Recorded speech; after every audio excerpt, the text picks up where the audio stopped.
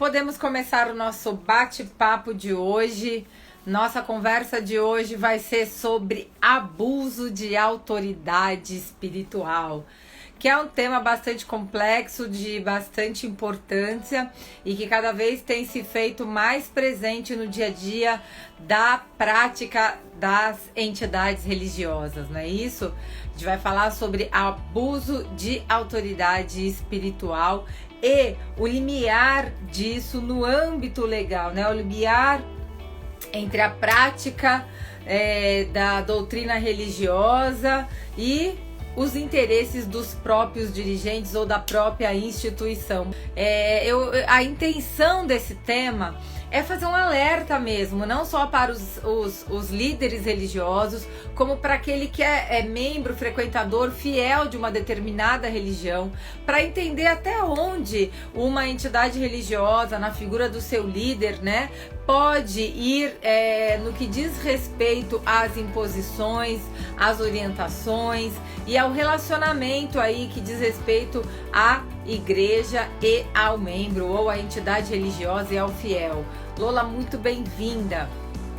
Então hoje a gente vai falar um pouquinho dessa questão sob a ótica, né, do direito eclesiástico, na verdade sob a ótica do direito de uma maneira geral, de uma maneira global, para que a gente possa perceber o quanto é importante lidarmos com esse assunto de maneira responsável e a gente ter o discernimento para entender até onde se trata de uma questão de fato espiritual e até onde extrapola e consequentemente o que isso pode acarretar de prejuízo tanto para aquele que se sentiu ou que sofreu o abuso, como aquele que é o abusador. Nana, muito bem-vinda. Atenas Contabilidade, muito bem-vindo. Então eu quero começar a explanar de uma maneira um pouquinho mais geral algumas situações que podem indicar o abuso de autoridade espiritual. Quero fazer uma introdução falando sobre essa questão do limiar entre a liberdade religiosa, entre o conceito da espiritualidade no âmbito legal. Eu sempre digo que lidar com o direito eclesiástico não é um tema fácil, porque a gente lida com questões sobrenaturais, questões espirituais num âmbito natural. Então a gente tem que tratar de coisas que a gente não vê, de coisas que dependem de algo que é subjetivo, que é a nossa fé, que é a nossa crença. E quando a gente fala de crença, quando a gente fala de fé, a gente lida não só com o espírito, mas a gente lida também com a alma, com as emoções. E nesse patamar da subjetividade, né, dessa questão que não é concreta, muitas são as situações em que as emoções elas são levadas a um grau máximo, né, digamos, de impulsionamento, que pode muitas vezes fazer com que aquele que está debaixo de uma determinada situação religiosa, de uma doutrina religiosa ou de uma condição religiosa, perca a noção do quanto aquilo de fato vem da parte do espírito, né, vem no âmbito espiritual, ou ela vem com uma conotação que está trazendo para ela um envolvimento ali, né, de alguma forma um despertamento das suas emoções e não do seu espírito.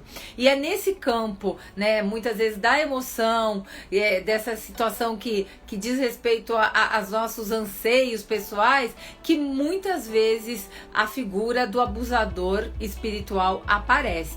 Então é importante falar sobre isso, porque a gente precisa ter o entendimento de que, embora num âmbito espiritual, a religião e a liderança religiosa, ela influencia sim nas emoções e no âmbito emocional ali, né, daqueles com quem ela se relaciona. Mas eu não tô aqui para falar do âmbito nem emocional, nem necessariamente espiritual, mas sim trazer um despertamento para o quanto essa possibilidade de envolvimento entre líderes religiosos e membros e fiéis de uma determinada entidade religiosa pode causar prejuízos tanto de ordem moral, emocional, como de ordem civil, penal e, consequentemente, né, até indenizações do ponto de vista da reparação do dano civil. E por que é importante falar disso? Porque no campo das entidades religiosas, no campo da da prática religiosa, nós estamos muito acostumados a lidar com essa liberdade religiosa. Eu falo muito sobre isso, a gente fala muito sobre isso. E de fato nós vivemos num país laico, onde a liberdade religiosa impera, onde há proteção para a prática de culto, onde há proteção para a prática religiosa. E nesse campo a gente pode considerar, por exemplo, que eu posso crer e me dispor a vivenciar uma prática religiosa, seja ela qual for, né? Independentemente daquilo que eu creio, da maneira como eu creio. Existem religiões das mais diversas possíveis, né? Esses dias eu tava passeando aí de carro na rua e eu vi um grupo de religiosos que usam uma vestimenta toda específica, eles não saem na rua se não for com aquela vestimenta, enfim, é a fé deles, é aquilo que eles acreditam, é a doutrina deles, e cada um tem o direito de crer na sua, mas nós precisamos estar atento até que ponto isso tem respaldo na nossa vontade própria, ou a gente de alguma forma se viu compelido a fazer aquilo com algum medo de que algo pudesse nos acontecer, ou alguma situação que nos trouxe aí uma prisão do ponto de vista da nossa liberdade de prática religiosa enquanto indivíduo. Porque eu sempre falo isso, a liberdade religiosa, ela engloba vários conceitos, não apenas um. Alguns conceitos são a liberdade individual de crença, cada um pode crer no que quiser. E no nosso país, além da liberdade individual de crença, que isso daí é inerente a qualquer cidadão, independentemente do país, independentemente da condição daquele país, se ele determina ou não qual religião aquele povo deve praticar e deve se submeter, a nossa liberdade de crença, ela é intrínseca da nossa individualidade. Ninguém pode dizer no que eu quero ou não quero crer, no que eu posso ou não posso crer. Eu simplesmente creio. Agora, minha manifestação de crença é diferente. E aqui no nosso país, a gente tem liberdade de manifestação de crença. Então, a minha intenção aqui é te instigar a analisar o quanto a liberdade de crença de cada um dos indivíduos está sendo respeitada, ou ela está sendo de alguma forma imposta pela liberdade de culto, que é a associação de pessoas em prol de uma determinada prática religiosa, né, buscando juntos, em conjunto, promover aquela prática. E nesse lugar de associação, nós temos a figura do líder religioso. Então a ideia aqui é realmente levar-nos a pensar o quanto o líder religioso pode, de alguma forma, impor comportamentos ou proibir comportamentos que afetem necessariamente a vida pessoal daquele cidadão e não necessariamente a sua fé. Gema, seja muito bem-vinda. Então eu quero pontuar algumas questões aqui. E aí você pode até, como líder religioso ou como liderado, identificar se você faz parte de alguma dessas categorias, se você se viu envolvida numa determinada situação. Toda entidade religiosa, toda religião, ela professando uma fé, professando uma prática religiosa, ela se baseia em algumas doutrinas, né? E dentre dessas doutrinas, ela geralmente tem uma base para a prática daquela doutrina. No caso dos cristãos, a Bíblia, no caso dos muçulmanos, a Torá, e assim por diante. No caso dos espíritas, o Evangelho segundo Allan Kardec. Então, dentro desse embasamento, os comportamentos, eles podem ser ditados com base nessas doutrinas. Então, por exemplo, é razoável que numa determinada entidade religiosa, um determinado líder religioso imponha doutrinas que tenham mais a ver com a crença dele do que com a fé de maneira geral? Depende do tipo de comportamento, do tipo de doutrina que ele está determinando ali naquela prática religiosa. Agora, certamente ele deveria e deve se basear naquilo que ele mesmo professa como fé, né? Como base para a sua fé. Então, nesse entendimento, a gente pode trazer aqui conceitos do ponto de vista religiosos para a gente poder ilustrar algumas questões. E eu queria falar para você de alguns. Então a gente tem situações que envolvem, por exemplo, no âmbito cristão. Em relação a casamento, em relação a namoro, em relação a mesmas vestimentas. A gente falou sobre isso numa outra live, quando a gente falou sobre doutrina. E a partir daí, a gente começa a caminhar, né, e digamos assim, estreitar, né, o entendimento sobre o quanto as doutrinas podem, de maneira, digamos assim, intensa, né, de uma maneira rotineira, ditar os nossos comportamentos. Então eu já conheci várias situações, várias pessoas me procurando, trazendo situações que vivenciaram nas suas entidades religiosas, nas igrejas que frequentaram. Como por exemplo, para que eu possa me casar, eu preciso primeiro receber a bênção, o aval do pastor. Se o pastor não autorizar aquele casamento, eu não posso me casar.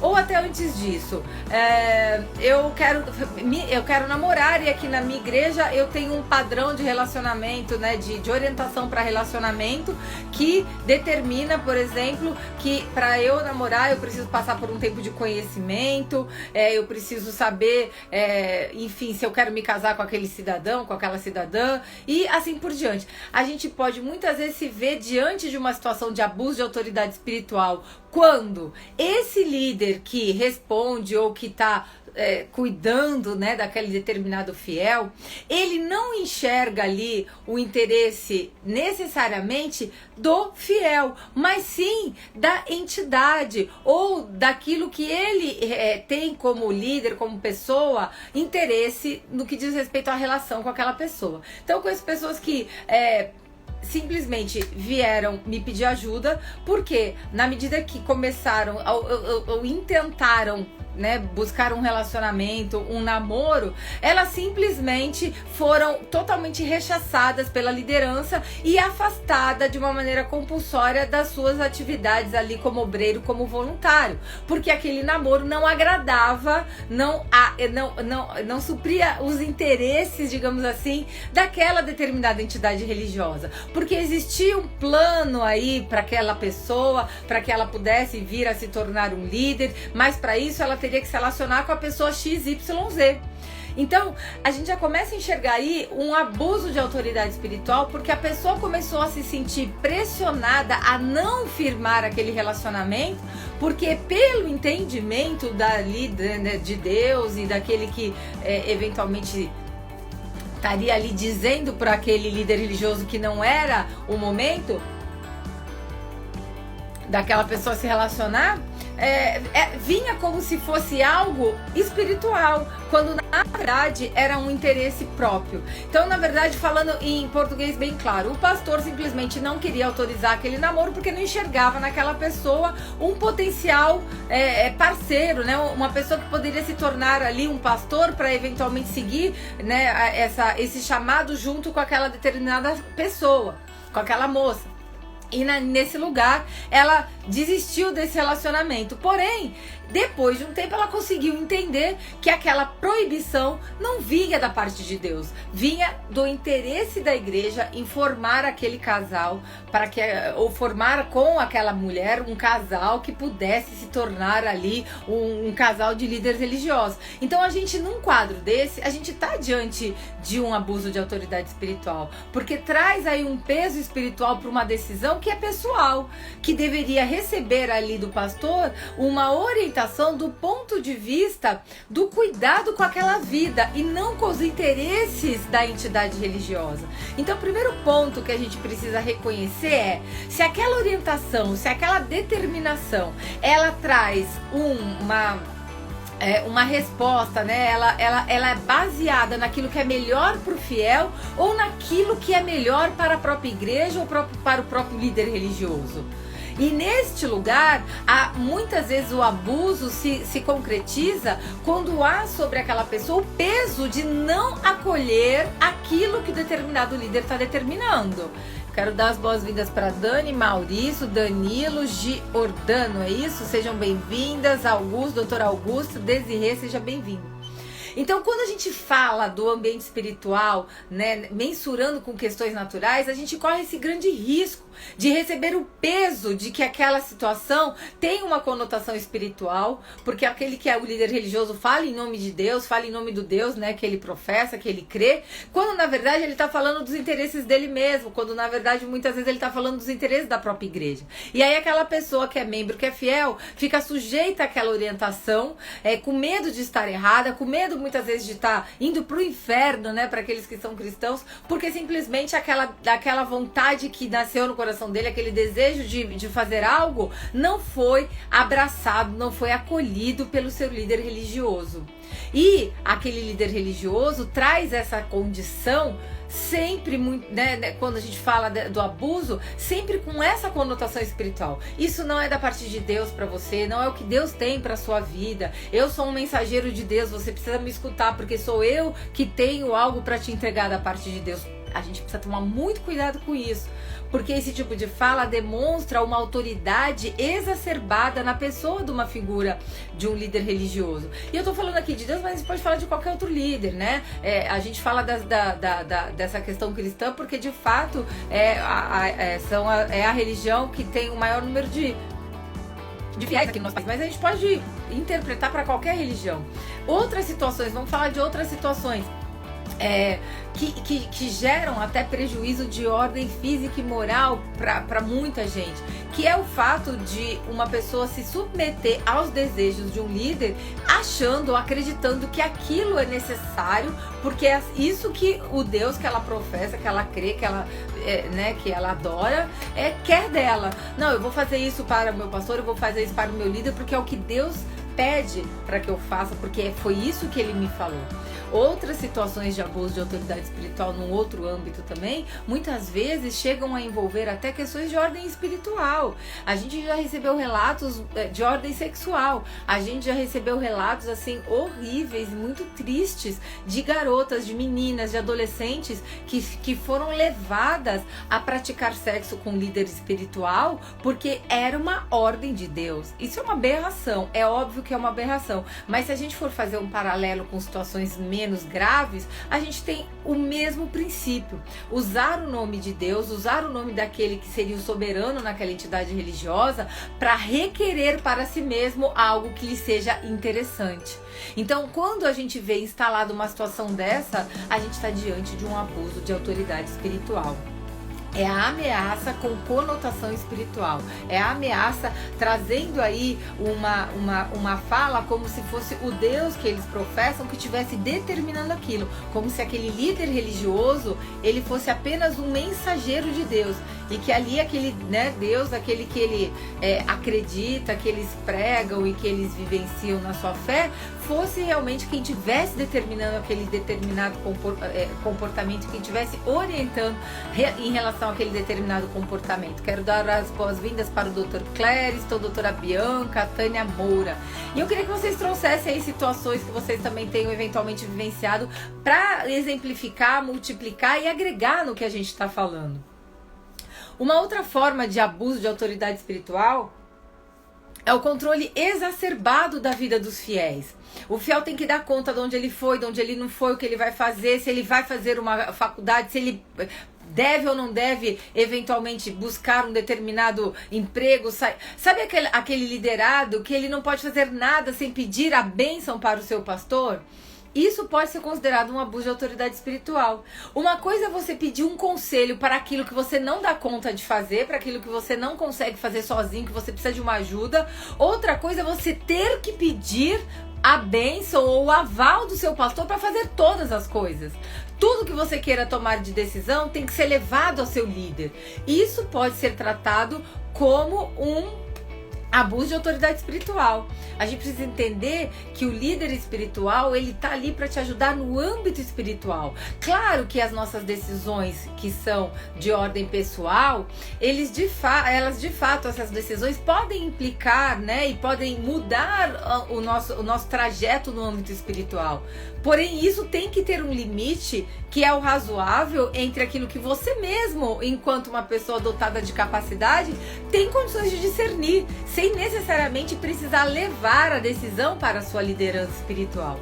Então, o teu líder, ele tem que ser um ajudador, um conselheiro, não aquele que determina, que vai tomar a decisão sobre a sua vida, seja essa ou aquela outra questão.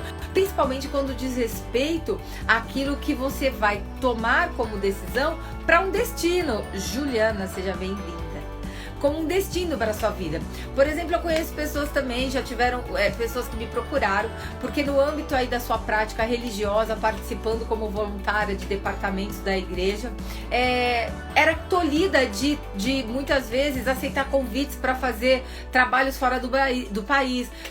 Teve uma pessoa que me procurou dizendo que ela tinha sido chamada para fazer uma ação social num outro país, algo muito bacana, que ia acrescentar muito o seu trabalho. Ela trabalhava na área da cultura, na área da cultura, que envolvia ações sociais, projetos sociais na área da cultura, e ela tinha sido convidada para passar uma temporada num outro país para poder promover um trabalho muito bacana lá fora. E simplesmente o líder espiritual dela proibiu que ela fosse fazer esse trabalho.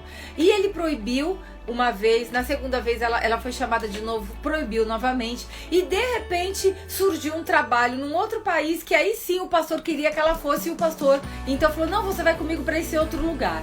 Ou seja, ficou muito claro aí que o interesse era pessoal, era algo que satisfazia as necessidades daquele pastor, daquele líder religioso. Em nenhum momento ele estava olhando para a necessidade ou para a vontade ou para o próprio interesse de crescimento profissional daquela pessoa. Ele estava olhando para aquilo que era importante para a igreja, para ele, para a igreja, para a sua entidade. Só que traz uma conotação espiritual de tal maneira que parece que se a pessoa for aceitar aquele convite, ela vai ser amaldiçoada, ela vai lá na frente sofrer as consequências. E é muitas vezes dessa maneira que os líderes falam: se você desobedecer, você vai perecer.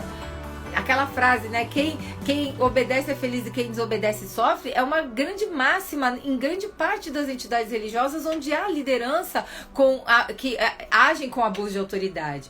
A obediência tem que ser cega. Faz o que eu mando. Eu tenho uma experiência muito peculiar que uma vez aconteceu comigo. Eu estava num almoço com um grupo de pessoas de uma determinada entidade religiosa e o meu líder religioso estava comigo nessa reunião, e nesse momento: é melhor obedecer do que sacrificar. Isso, Robson, essa frase, que na verdade é um versículo bíblico, é muito usada pelos líderes cristãos. É importante entrar lá no contexto bíblico e entender que ela não deve ser levada na literalidade de apenas esse texto, porque ela tem um contexto, né? Quando esse versículo é tratado no Velho Testamento, fala da importância de você se manter reto para não ter que fazer o sacrifício para pedir perdão dos seus pecados, porque naquela época não existia Jesus Cristo, que pagou os nossos pecados na cruz. Então é melhor obedecer do que ter que fazer sacrifícios. Mas as pessoas usam e deturpam esse versículo, dizendo: é melhor você obedecer do que arcar com as consequências de não me obedecer, e não obedecer a Deus, né? Então só um parênteses aí para quem é cristão. Então, como eu estava dizendo, comigo aconteceu uma situação muito interessante. Olha isso, a gente nessa mesma reunião, várias pessoas da mesma igreja, o meu líder religioso estava comigo. Na hora de terminar o almoço, e todo mundo levantou e todo mundo saindo da mesa, foi ficando, tinha uma lata de Coca-Cola na mesa que era desse líder religioso meu na época. E aí ele fez assim: toma Coca-Cola, tem a metade da Coca. Eu falei: não, eu não quero, obrigada, eu não tomo refrigerante. Toma Coca-Cola. Eu falei: não tomo refrigerante, obrigada, eu não quero. Eu tô mandando você tomar e eu tô dizendo que eu não vou tomar. A pessoa não gostou, simplesmente: eu estou mandando você tomar a Coca-Cola. E eu falei: eu estou dizendo que eu não vou tomar, porque eu não bebo refrigerante. Parece pequeno, mas aquilo para aquele líder foi uma afronta, eu ter negado a ordem dele de tomar o refrigerante que sobrou da mesa. É uma frase muito típica. Ou pessoas que já me aconselharam também, e eu já ouvi de outros relatos falando: mas o pastor ou fulano mandou você fazer isso e você não fez. Então assim, vem como uma posição de que se eu não fizer eu serei amaldiçoada, que se eu não obedecer, aí eu vou entrar em sacrifício. Então esse tipo de fala é uma fala muito perigosa. Deixa eu ver que tem uma perguntinha aqui. Thaís, doutora Thaís, seja muito bem-vinda. Bianca tá dizendo: assunto muito delicado nos dias atuais, pois está tudo tão misturado. Pois é, Bianca, é isso que eu tô tentando fazer a gente aqui compreender. Qual é o limiar dessa possibilidade de aconselhamento ou de deliberação por parte de uma entidade religiosa, por parte de um líder religioso, porque isso se tipifica na pessoa física. O abuso de autoridade, ele é uma prática de uma pessoa física. Então não adianta falar em nome da igreja, porque quem faz isso é o líder, é a pessoa. Qual o limite da autoridade? Pode um pastor, por exemplo, negar a casar uma cristã com um não cristão? E aí eu volto então a responder. Depende. qual é a motivação dele não fazer o casamento? É pelo fato dele não ser um cristão? Se for esse o motivo, tão somente esse o motivo, isso vai poder ser uma situação aceitável e ela não é considerada necessariamente um abuso, desde que no regulamento interno daquela igreja fique claro que naquela igreja não se realizam casamentos entre cristãos, ou seja, que são daquela igreja necessariamente ou não, né, mas cristãos, assim reconhecidos, com não cristãos. Mas como eu estava dizendo, pode acontecer de um pastor, de um líder religioso, não aceitar fazer o casamento porque aquilo não é interessante. Ah, você é cristã, você pode me servir aqui nessa igreja, eu posso ordenar você como uma líder, eu posso, né, você pode ter aí digamos assim, um caminho, né, nesse chamado espiritual. Só que se você casar com um não cristão, esse caminho vai ficar impedido.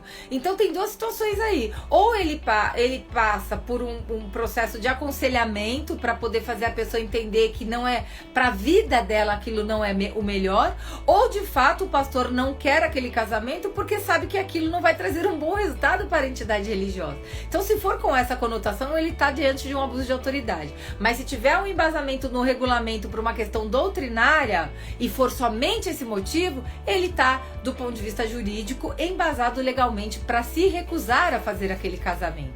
Mas como eu disse, a figura do abuso de autoridade espiritual materializa quando existe um interesse próprio. Aqui um vídeo. Quando há um interesse pessoal daquele líder religioso na consequência daquele determinado comportamento. Quero já cumprimentar aqui, ó, o Diego, Casa do Papai, a Gisele Plana, o Moisés. Travou, mas já voltou, né? E tem um comentário aqui, ó. Isso ocorre odiernamente. É muito sério esse assunto e precisa ser externado como agora. Então, quando a gente tá, né, retomando aí a questão, quando a gente está diante de uma determinação, de uma orientação que tem um cunho de interesse próprio, a gente está diante de uma situação de abuso de autoridade espiritual. E o grande perigo disso é que ela vem mascarada de uma ordem espiritual, geralmente vinda daquele que se professa como fé, né? No caso dos cristãos, diante de Deus. Porque Deus mandou que você faça isso, porque Deus está te dizendo para você não fazer aquilo. Assim, em várias situações que pessoas me procuram se sentindo de alguma forma abusadas, né, nesse lugar da autoridade espiritual, as pessoas já ouviram frases que são quase como uma maldição mesmo, ou quase como uma ameaça. Se a gente for trazer isso para um contexto jurídico, aí a gente está diante de algumas figuras. E aí a gente vai falar um pouquinho sobre essas questões. Por exemplo, um outro, olha só o Adelmo falando aqui, cuidei de caso desse, doutora, de um casal cujo pastor da moça declarou proibição por puro interesse próprio. É muito comum isso acontecer, gente. Isso é muito triste e é verdade. Existe aí, sabe, um lugar de autoridade que muitas vezes a liderança alcança, que perde a noção de até onde eles podem ir. E é por isso que eu disse que muitas vezes o próprio abusador não percebe que ele está no lugar de abusador. Assim como o abusado também não percebe que ele está sendo abusado espiritualmente, no âmbito, né, de uma autoridade espiritual, porque ele acha que ele está ali cumprindo uma regra, que ele está, né, uma regra que vem de Deus, uma regra que vem daquele Deus que ele adora, daquele que é a fé dele. Então ele acha que se ele não fizer aquilo, ele não está agradando o Deus que ele adora, porque ele recebe aquilo nesse lugar nesse lugar, né, de um âmbito espiritual. Manipulação. Essa palavra é uma palavra forte e ela realmente faz parte do comportamento do abusador espiritual. Felizmente foi possível reverter, mas foi inevitável ter que tratar no escritório e não simplesmente na igreja. E isso é triste, quando a gente tem que levar para o judiciário. E aí onde eu queria entrar com as questões de ordem legal. Quando a gente fala de abuso de autoridade espiritual com consequência legal, a gente começa a reconhecer aí alguns elementos do âmbito jurídico, como por exemplo a coação, a ameaça. Coação a gente pode falar, por exemplo, no âmbito civil, quando você é coagido a fazer alguma coisa. E a ameaça no âmbito penal. Ameaçar alguém, né, ainda que não seja no âmbito da imposição de ordem material, mas que vá causar um prejuízo, ela pode ser considerada uma ilicitude penal. Quando a gente fala da coação, eu já recebi vários casos, por exemplo, de pessoas que foram coagidas a entregar recursos, a entregar valores, dizendo que se a pessoa não fizesse aquilo, ela teria a vida dela financeira totalmente amaldiçoada. Parece um absurdo o que eu vou falar, mas eu já vi líder religioso, já recebi uma vez um vídeo de um líder de uma liderança religiosa que sugeria, na verdade ela determinava que aquelas pessoas que estavam ali naquela reunião buscassem um empréstimo no banco para poder pagar a sua, entregar a sua oferta, entregar o seu dízimo. Não me lembro se era uma campanha específica, mas ela dizia: se você não fizer isso, você não tem fé, você vai demonstrar que você não é uma pessoa de fé, que você não acredita no Deus que você serve. Vai buscar o empréstimo porque Deus vai te dar 100 vezes mais. Isso é mentira, isso é manipulação, isso é abuso de autoridade espiritual. É fazer a pessoa crer numa coisa que ela está deliberando, que ela está dizendo. Isso não vem da parte de nenhum Deus fala desse jeito, nem o meu Deus, nem o Deus de ninguém, pode ter certeza. Então a gente precisa tomar muito cuidado, porque isso sim é uma atitude de abuso de autoridade espiritual que causa diversos males, inclusive para aquele que foi o abusado. Não foi um nem dois casos que eu tive no meu escritório de pessoas que foram compelidas a entregar carro, casa, o dinheiro que tinha na conta para poder participar de uma determinada campanha na igreja, porque se não participasse daquela campanha, vivia na bancarrota pro resto da vida. Essa era a fala do líder espiritual. Fora o fato daquela pessoa, se ela não participa daquela determinada ação, ser rechaçada naquela comunidade. Se você não coaduna, né? Se você não concorda com uma determinada deliberação do seu líder religioso, você é tirado de lado, você é muitas vezes excluído do ministério, do departamento que você trabalha. Esses dias eu recebi uma questão, acho que até de uma pessoa que estava aqui na live, se eu não me engano, que falou que ele simplesmente por não concordar com uma determinada deliberação do seu líder religioso, ele foi afastado do ministério, ele foi afastado de todas as suas funções, porque ele não concordou com aquilo. Escuta, a gente precisa entender que no âmbito espiritual, assim como a gente tem na nossa vida pessoal, a gente não precisa concordar com tudo, com todas as coisas que todos os nossos líderes pensam, acreditam. A gente precisa entender o limite de até onde eu devo me subordinar ou não. Por exemplo, eu vou fazer uma analogia. Se eu trabalho numa empresa e o meu chefe me determina que eu minta para alguém em relação a uma determinada questão, eu não preciso fazer isso. Eu posso, inclusive, denunciá-lo, porque aquilo que ele está pedindo para eu fazer é irregular, é inadequado. Vamos falar vamos falar uma coisa mais grave. Vamos imaginar que ele te peça para você, eventualmente, falsificar um documento, alguma coisa nesse sentido. Isso é ilegal.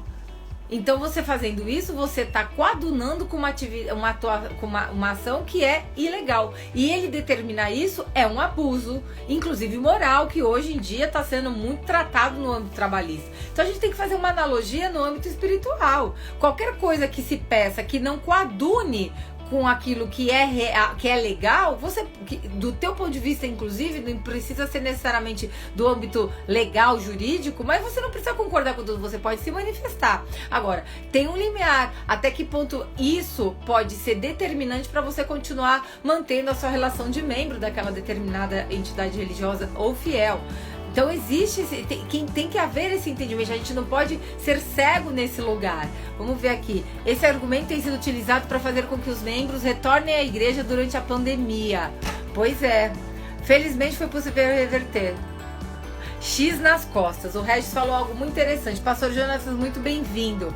É muito comum, Solange, muito bem-vinda. É muito comum que aquele que manifesta uma posição contrária, e eu não tô falando contrária à visão, à doutrina, porque como a gente sabe, do ponto de vista da liberdade religiosa, você pode muito bem aceitar aquela doutrina ou não e procurar uma outra igreja, procurar uma outra entidade religiosa. Mas vem cá, é possível que você encontre uma igreja 100% que você concorde com 100% da doutrina? Muito difícil, porque a gente é ser humano. O ser humano tem vontades, desejos, necessidades diferentes.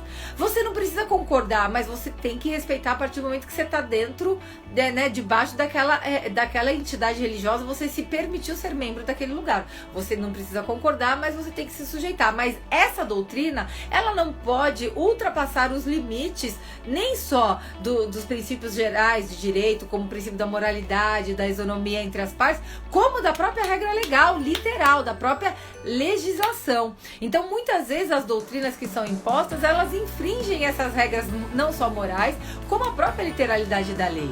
Então, a gente precisa ter entendimento disso e não simplesmente se submeter cegamente.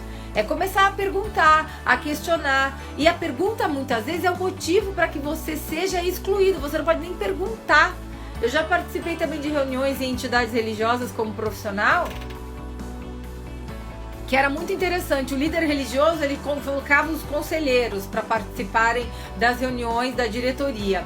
Porém, os conselheiros não tinham direito de abrir a boca. Se abrisse a boca, era para falar o que ele queria ouvir. Se alguém falasse alguma coisa diferente, aquele nunca mais participava da reunião.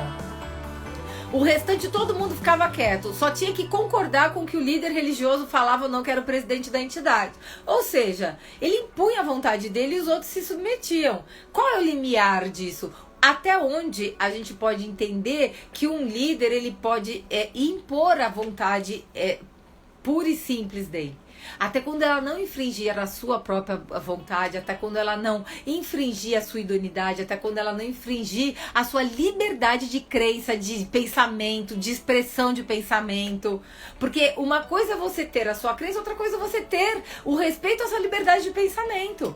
E muitas vezes essas pessoas, com sua liberdade de pensamento exposta, ela é rechaçada e, como o Regis disse, ganha um X nas costas. Então ela é afastada dos departamentos, do ministério, simplesmente porque questionou, porque fez pergunta, porque não concordou, ainda que se submetesse. Então, se ela não se submete, aí pronto, ela é expulsa.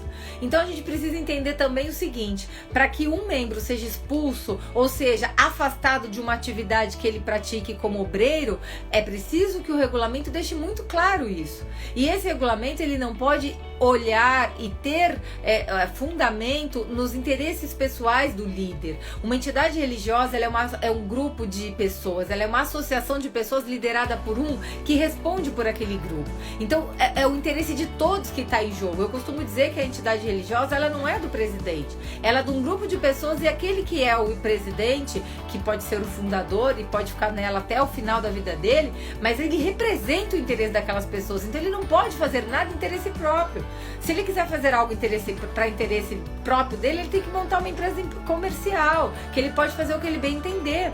Mas na medida que ele está estabelecendo uma entidade religiosa, ele precisa saber que ele tem que buscar o interesse comum. Ele vai ditar a sua visão, ele vai trabalhar com a sua doutrina, mas aquilo tem que valer para todos de maneira equânime e não apenas para os interesses dele. Como eu falei no comecinho da live, o direito à liberdade religiosa envolve vários conceitos, e o conceito da associação é a união de várias pessoas com os mesmos interesses, com as mesmas crenças, buscando juntos professar a mesma fé. Não significa que um deles vai ser beneficiado com aquilo. Então, o líder religioso, ele não pode ter benefício próprio. Esse é um dos grandes motivos da própria Receita Federal ficar tão de olho nas igrejas, porque as igrejas, muitas vezes, elas não representam o interesse daquele grupo, elas representam o interesse daquele único que fundou aquilo que ele quer, da maneira que ele quer, para seus próprios, né, para o seu próprio bem-estar, para alimentar o seu próprio ego, a sua sede de poder. Não é para isso que uma igreja é constituída. E a gente tem aí vários outros exemplos de abuso de autoridade espiritual. Infelizmente, eu participei de um caso muito grave também, onde o pastor, ele mantinha relações sexuais com algumas meninas da igreja, dizendo que aquilo era necessário para que aquela pessoa pudesse se firmar e demonstrar a fidelidade delas para com aquele pastor e, consequentemente, para com Deus. E a pessoa acreditando, né, lógico, né, levada por uma coação, por toda uma fala, né, de uma pessoa doente, porque uma pessoa que faz isso é doente, né, era levada a cometer aquele tipo de prática porque entendia que aquilo vinha da parte de Deus para poder ser aprovada.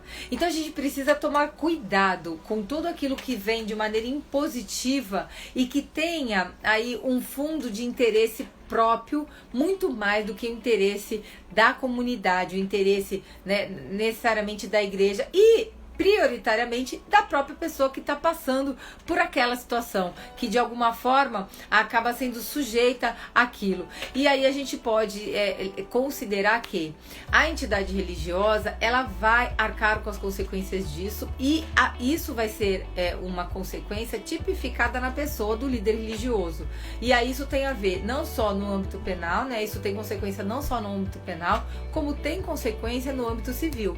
Já existem ações do judiciário que estão até caminhando para procedência, outras já procedentes, que foi reconhecido aí, não com essa palavra necessariamente, abuso de autoridade espiritual, mas um abuso de ordem moral a ponto de gerar uma indenização. Porque a pessoa, por exemplo, o caso dessa pessoa que me procurou, porque deixou de fazer uma série de viagens, de perdeu várias oportunidades, ela acabou abrindo mão de vários anos da vida dela em prol daquela entidade.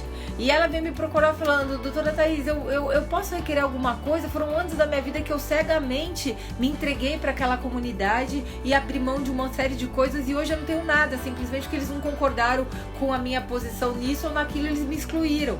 Porque além de tudo acontece isso, quando você tem uma negativa de uma autoridade que abusa espiritualmente, você acaba sendo colocado lá no final da fila, né, ou excluído, como a gente falou, um X. Luiz Santos, muito bem-vindo. Na maioria das igrejas, quem questiona é rebelde. Essa é uma palavra muito comum nas entidades religiosas, principalmente as cristãs. Essa conotação espiritual e dessa maldição que a gente trazendo, né, pro juridiquês, a gente pode chamar de ameaça, que é o trunfo das autoridades espirituais. Você é um rebelde, vai sofrer as consequências da sua rebeldia, porque você não está me obedecendo. Então, nesse lugar, a pessoa fica amedrontada porque ela não quer ser amaldiçoada por Deus, e ela acaba se sujeitando a fazer aquilo que a liderança determina. Nil Trip Félix, muito bem-vinda. Conheço um caso que aparelhou a igreja nos cargos chaves, incluindo os de fiscalização e aconselhamento por familiares. Todos concordam com ele. Ou seja, esse líder, ele juntou todo mundo que concordava com ele, ou que mesmo que não concordasse, se posicionasse desse jeito, para ele poder ter o domínio, né? A gente precisa tomar muito cuidado com isso. Toda vez que eu vou tratar desse tema, Logos Contabilidade está aqui com a gente. A Bianca está dizendo, muito complicado, porque se há questionamentos, os líderes imputam como rebeldia. Na posição de membros ficamos sem atitudes muitas vezes. Pois então, Bianca, exatamente isso que o nosso irmão ali em cima falou.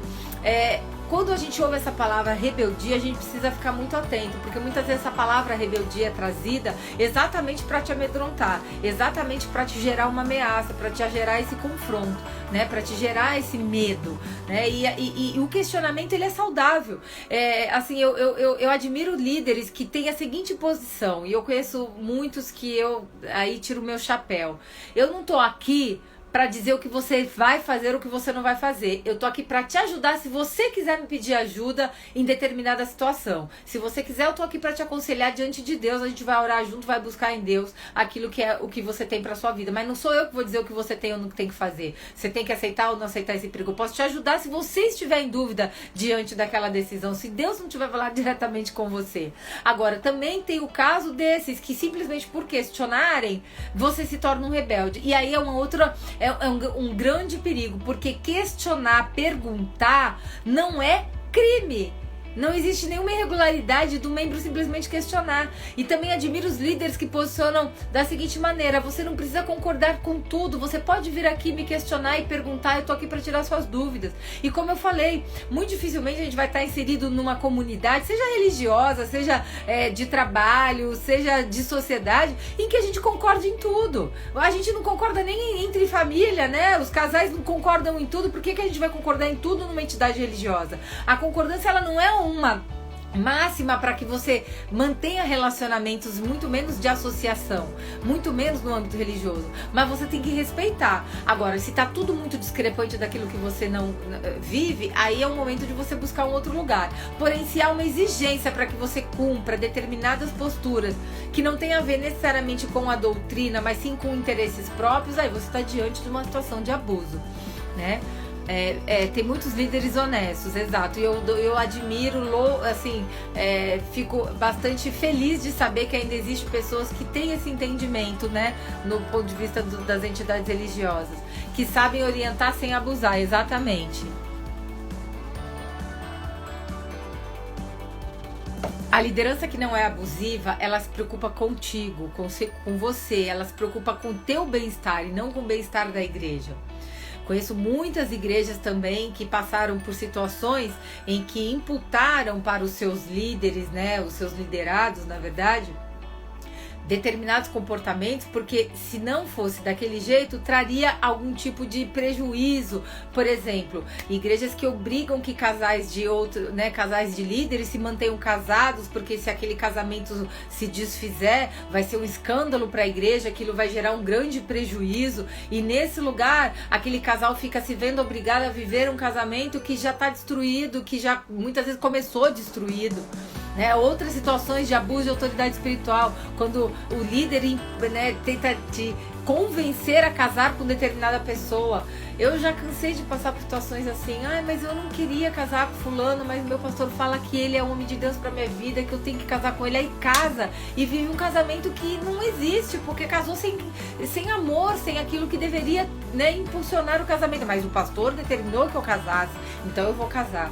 O pastor determinou que eu não me separasse, então eu vou me manter casada. E assim, é muito triste de ver que essa é uma realidade em muitas entidades religiosas, casamentos que são de fachada, porque não se pode separar no âmbito cristão, por exemplo. Aí vive um casamento de mentira para não desonrar a igreja que aquele casal necessariamente está à frente.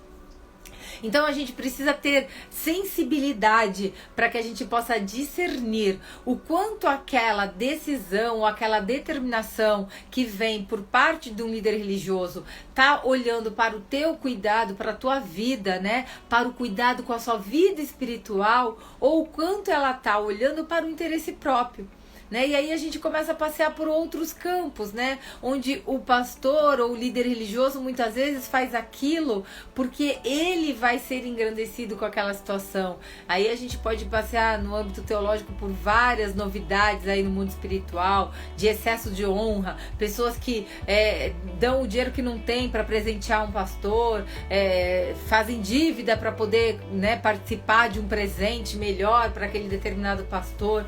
E eu também posso falar aí de outros casos. A gente viu aí há alguns anos atrás uma situação muito triste, não no âmbito evangélico, mas na comunidade espírita. Vocês todos acompanharam, não tô aqui, né, divulgando nada que não seja público, mas um líder religioso que fazia aquelas curas espirituais, que era extremamente renomado, reconhecido, ele simplesmente abusava de mulheres, e muito provavelmente os abusos que ele cometia vinham com essa conotação espiritual, porque a entidade e tal, eu não conheço da religião, mas certamente ele usou da sua condição de líder espiritual para conseguir manter aqueles relacionamentos. E pior, a partir do momento que ele estava nessa posição de autoridade espiritual renomada, ele fazia com que aquelas mulheres tivessem receio de denunciá-lo, porque eles iam, ele com certeza ia chamá-las de louca, de que elas estavam inventando, porque ele conseguia trazer aquele receio, aquele medo, ameaça. Isso é crime. Bom, precisou haver vários casos, para que elas se juntassem e ele de fato pudesse responder. Mas quantos anos ele passou cometendo abuso sexual com base aí na sua autoridade espiritual? Felipe Ferraz, muito bem-vindo. E tem também abuso de autoridade espiritual influenciando decisões políticas. Muito bem pontuado, Tânia. Quantos são os líderes religiosos que impõem para os seus membros, para os seus fiéis, que votem em determinado candidato?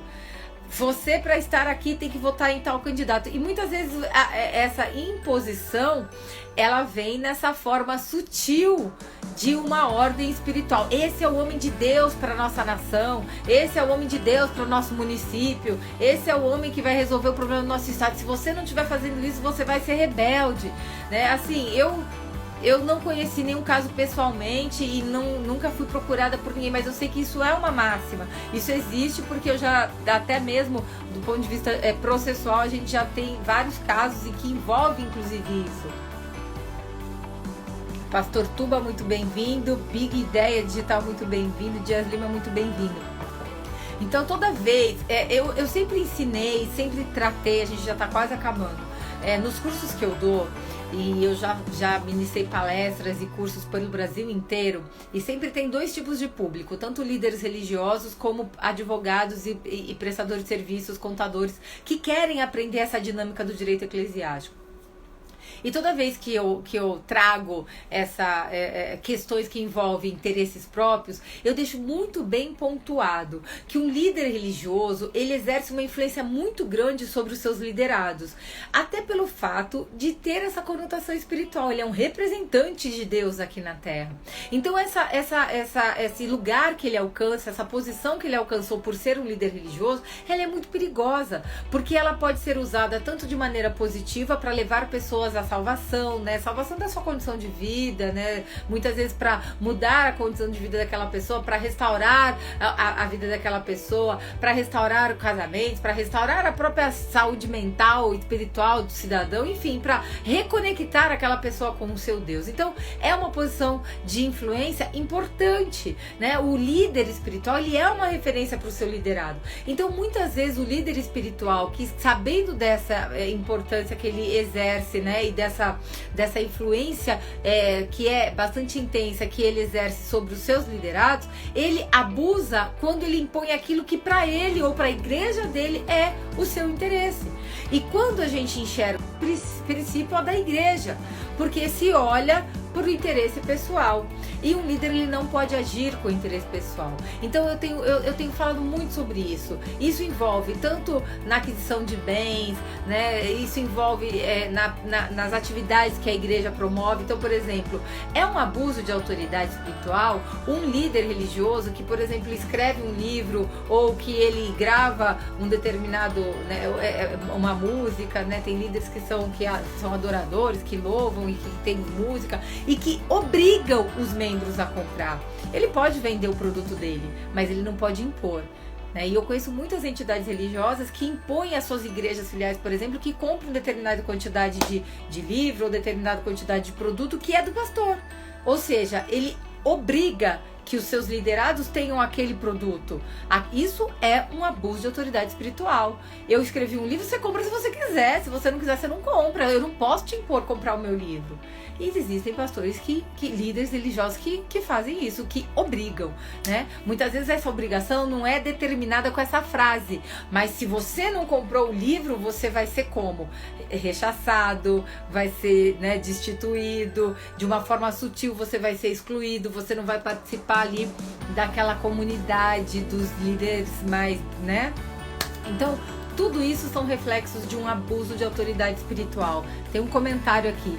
Eu fiz citação do direito eclesiástico durante a reunião do ministério, quando informaram que alguns candidatos compareceram nos templos de congregação e que deveriam ter oportunidade de 10 minutos.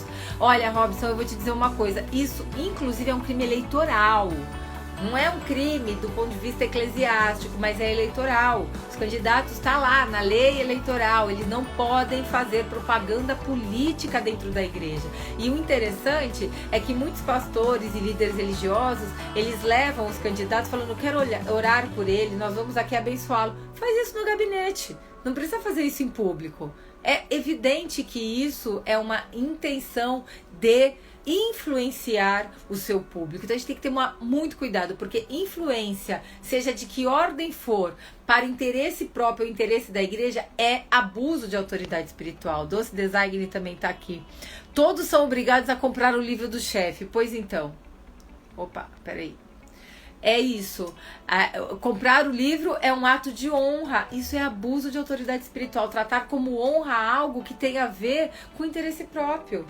Não, a gente não pode confundir. Eu sempre falo assim, um líder ele não pode usar, né, usufruir do corpo de fiéis para benefício próprio. Então é muito comum, por exemplo, líderes religiosos, entidades religiosas serem procuradas para fazer parcerias comerciais, porque tem muita gente ali na igreja, se o pastor fala de um produto, todo mundo vai querer comprar. E eu sempre falo, não façam isso. Isso é irregular. Isso é você trazer uma influência com interesse financeiro em prol próprio. E muitas vezes aquele que está oferecendo o produto, ele chega para o pastor já oferecendo um benefício. Olha só, pastor, se você oferecer meu produto de púlpito, eu vou te dar 10%. Ou seja, o pastor usa, né, da influência que ele tem lá naquele grupo de membros, 1.000 membros, 2.000 membros, para ganhar dinheiro. Isso é ilegal, isso é irregular, isso é abuso de autoridade espiritual com conotação financeira, que inclusive pode trazer complicação para o fisco. Orar por um candidato em público também caracteriza a propaganda eleitoral. Eu também já vi muito. Tem sido caracterizado sim. Tá? Isso não é literal na lei, né, que trata das questões do âmbito eleitoral. Isso não é literal, mas isso pode ser considerado como. Então, assim, eu já vi vários processos de vereador, porque é muito comum, né, nas cidades principalmente, as igrejas terem um vereador dentro da igreja. E aí é muito comum que isso aconteça, né, do próprio Tribunal Eleitoral intimar o vereador por ter ido participar de um culto. Agora, às vezes aquele vereador, ele é membro da igreja. Então, você tá falando de um cara que é membro da igreja, é muito mais razoável que o pastor vai orar por ele. É a vocação dele, ele vai ser um vereador. Agora, qual que é a postura bacana, legal e moral de um pastor? Gente, esse aqui é o fulano, eu vou orar pela vida dele porque ele é nosso membro, ele é filho né, ele é membro dessa igreja, ele tá aqui com a gente, eu vou orar para abençoar aquilo que Deus tem para a vida dele. Agora, isso não significa que vocês são obrigados a votar nele. Essa é uma fala boa. Vocês têm liberdade para votar em que vocês quiserem. Eu tô fazendo meu papel de orar por ele. Agora, geralmente não é assim que se promove. Geralmente aquele candidato tem que ser o candidato de todos, mas não é uma máxima, tá? Essa postura é uma postura muito questionável, então a gente precisa tomar muito cuidado com a maneira como aquele candidato é apresentado. Olha só, foi o que disse, não pode, ficaram chateados comigo, queriam gravar um vídeo de apoio com todos os pastores presidentes. Robson, a verdade é que ser luz, né, nesse ambiente também não é muito fácil. Eu também já participei de muitas reuniões que eu falei muitas coisas e depois simplesmente as pessoas nem me convidavam mais para participar, porque a verdade dói, né? Então a gente tem que falar para quem quer ouvir, que nem na própria Bíblia, quem tem ouvidos, ouça. Bom, gente, nós já estamos com o nosso tempo esgotado, já passou de 1 hora. Foi muito bom conversar aqui com vocês. Eu espero que tenha sido produtivo para vocês também. Eu confesso que tem muita coisa a mais para falar sobre esse tema, mas eu acho que o mais importante é a gente entender que a figura do abusador vai se manifestar quando a gente também, enquanto membro de uma comunidade, se permite esse lugar de ser abusado. Então, é importante que a gente fique alerta, que a gente não se deixe levar por essas influências que tenham conotação de interesse pessoal, porque esse lugar de abuso de autoridade espiritual, ele tem relação direta com o interesse pessoal, que muitas vezes não é somente o pessoal, é o interesse da própria entidade religiosa, que vai além muitas vezes do que aquilo que a própria pessoa precisa enquanto cidadão, que tem direito a ter, né, tomar decisões, a ter vontades, desejos, enfim, ter a sua vida e a sua individualidade, os seus pensamentos respeitados.